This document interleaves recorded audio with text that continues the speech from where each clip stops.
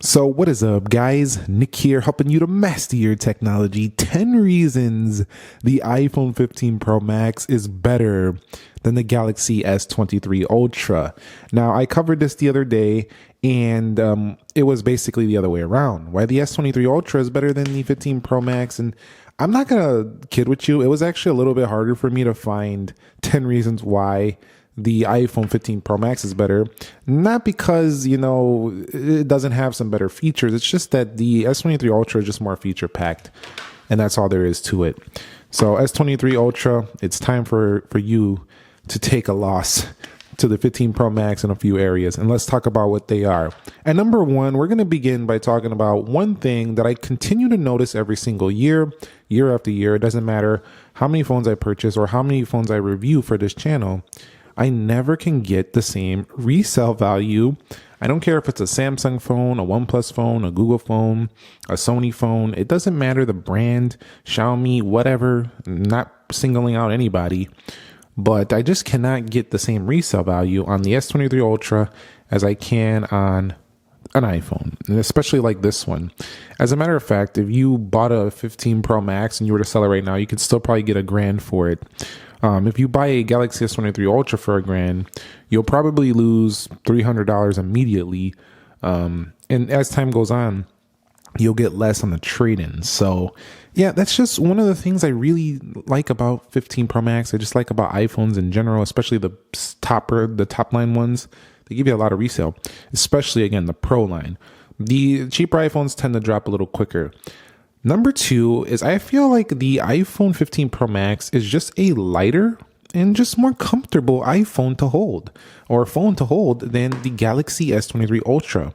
S23 Ultra is a really nice phone as well. I do like the edges, how they spill over on the side. It makes it pretty decent to hold.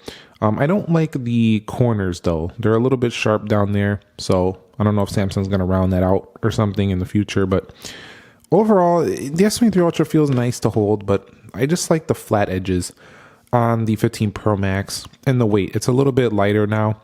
That wasn't the case before, but now it is. So you got to give them credit where credit's due. The 15 Pro Max just feels really good in the hand. And number three is, and this is probably going away on the next one. We'll see if Samsung comes through, but the flat display.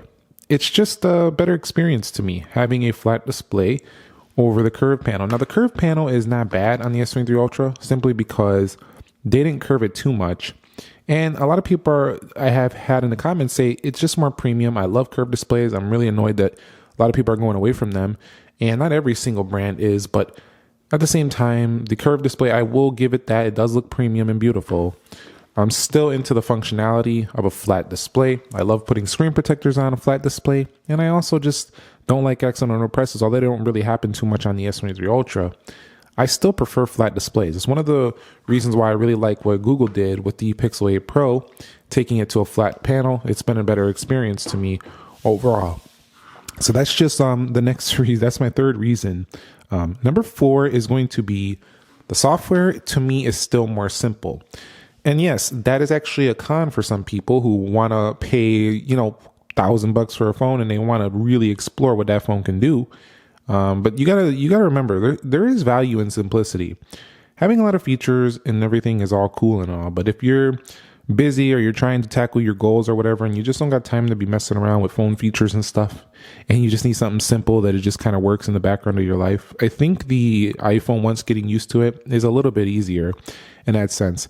It does get boring sometimes though, not gonna lie. It gets kind of lame in terms of there's not much you can do with split screening. There's nothing you can do with multi-window gestures, or kind of, you can only use it from the back over here. If you do something, you can only go back on the left side, versus on Android, you can go back on the right and the left. And it goes on and on. So if you want to have a lot of fun, Samsung is still the win there, but I just like the simple software of iOS, the clean, the polished look. It just, I don't know, it kind of just feels like it's a more luxurious software. I don't know how to describe it. Samsung's is really good, but it seems more about functionality and just kind of like having an ecosystem where you have a lot of like feature set with a lot of different products that all work together, and you really want to dive deep into your computing experience, which is great and all, but Simple, clean software. I just think iOS still nails it in this respect, even if other phones are just way far ahead in features. There's still something so simple about it I just really appreciate. You can see this in the car game as well. Like there's some cars that are really feature packed, and then there's some that are very simple but still sell well just because of that simplicity factor. So let me know what you think about that. I'd really like to know that down below. Number 5 is smoother animations and less PWM. So I'm kind of combining two there because both are a visual experience in the day-to-day. But in terms of the App Store, you'll see if we scroll out of there, very good. You can just see the animations. Apple has got this nailed down. So it doesn't really matter, if you guys are into, fast animations or not, or smooth, because Apple kind of has both of them here, smooth and fast. I will say animations are looking quite slower on base 15s without the ProMotion display, but overall, this is just super smooth, and the animations on here got much better with nonlinear on One UI 6, and it's super smooth as well.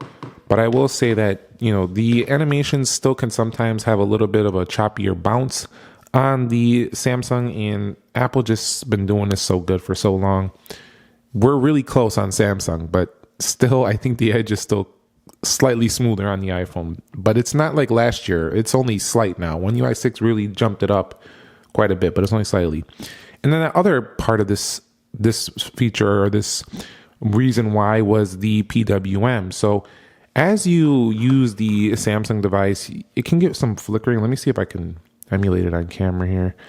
I don't know if the camera will pick it up. Sometimes it doesn't. Yeah, I don't see it right here. Usually you'll see it at lower brightnesses, but the Samsung definitely does have some more flickering effects due to the pulse width modulation. It's not really happening here on this video, but there's been some videos where it happened. What it does is, if you have sensitive eyes, your eyes actually, you don't really tell, but you can pick up on it. And then all of a sudden you have like a migraine or a headache or something like that. It's a real phenomenon. But although it affects very small amount of people, I do find that when I'm using the Samsung for an extended period of time, my eyes strain a little easier. I'm not really super sensitive to PWM, but I still get a little bit of strain, a little bit more strain when I'm using the Samsung over my iPhone. So for me, that's a personal reason, but at the same time, that's why I added it to the end of smoother animations. Now, number 6 is a better video camera. So the iPhone has had these same looking camera lenses for basically since the 12 Pro Max. And while Samsung has really stepped it up in the zoom department, giving you a lot of features, stability, enhancements, 8K video, I still think the actual video result that comes out of the iPhone is still just a little bit better. It just looks so good. It kind of looks like you're using a premium camcorder or a premium mirrorless camera with the results you get, but with much better focus than you would expect. The focus is actually so good. Sometimes I don't even want to use my main camera because I know I got to do manual focusing. The video just looks unbelievable on the iPhone. It's just like you wouldn't even believe it came from a phone. Especially like, look at some of the Apple events are being recorded on iPhone 15 Pro Max now. So the video it's just better in my experience. Also, you have great video applications that are a little bit more pro. I will give Samsung credit for having pro video, though, right in the phone itself. That's really amazing. But at the same time, the iPhone's actual video quality to me comes out a little bit better here. I don't know if it's a sensor or what they're doing, but I want to see Samsung improve a little bit on the video, although I really enjoy all the features in the photo and the zooming prowess of the Samsung device. The next one is a little bit better sounding audio speakers from the bottom and top. I found that they improved the audio on the iPhone pretty good this year. So I think it's a little bit better sounding, although the Dolby Atmos is very loud on the Samsung. The actual results I found were a little bit better here on the iPhone 15 Pro Max. So at number 8 is more frequent updates. So when Apple does launch a update, it seems to be a lot more frequent to come to all iPhones versus Samsung, where you kind of, depending on the model you have, you kind of got to wait a little bit. So yeah, that's kind of a difference there overall. But I would say just more frequent updates is definitely a win for iPhone 15 Pro Max. The next one is, which would be number 9, is the more consistent ecosystem. Now, Samsung does have their Galaxy Buds. They have great tablets to go with it. Apple has their AirPods. This is the AirPods with USB-C. They also have their MacBook, and they have their iPad and stuff like that. But I find that I've tried out both of them, and I found that the iPhone one just feels more consistent in the sense of like the iPad feels a lot like the iPhone, and the Mac feels a lot like the iPad and the iPhone, whereas the Samsung device, the tablets feel very similar, but the Windows laptop is where we get a little bit of break in terms of the consistency, because the Windows experience is very Windows, Microsoft. And then over here with Apple, everything is kind of Apple. So I just feel like it's a little bit more consistent. Also, when you use Dex, Dex is awesome, and it was a reason why I think it's better than the iPhone. Not everybody's going to use that, but at the same time, when you use Samsung Dex, where is it? Is it up there? Did I lose it or something? Or is it in my settings icons over here? What happens is when you use Dex, it feels like it just kind of goes to a total like laptop environment. And while it is still the Samsung, it's just kind of like there's just a lot going on with all these different ways of operating within this ecosystem. But everything is pretty smooth. If you're into tech and you're techie like that, it's not going to be difficult whatsoever. But at the same time, you're managing Windows versus everything being in sync when it comes to the iPhone. Now, I know there are some Samsung built-in software in some of those Samsung laptops, but I'm just saying it just feels a little bit more controlled top to bottom on the iPhone. I mean, Samsung's still using Google's Android, which is Google's software, and Microsoft software on the laptop. So great hardware, great experiences here. One of the best now, for sure, but I still think the total overall ecosystem experience is still better for the 15 Pro Max. Just got to say it that way. It's just the way it is.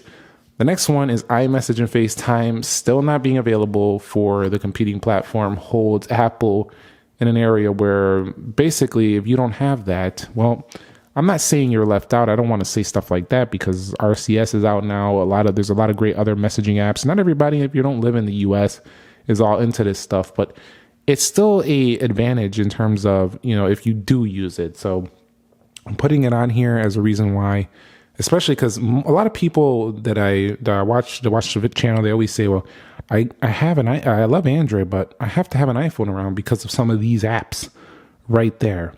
And I got one bonus one why the iPhone might be a little bit better, and that is the chipset.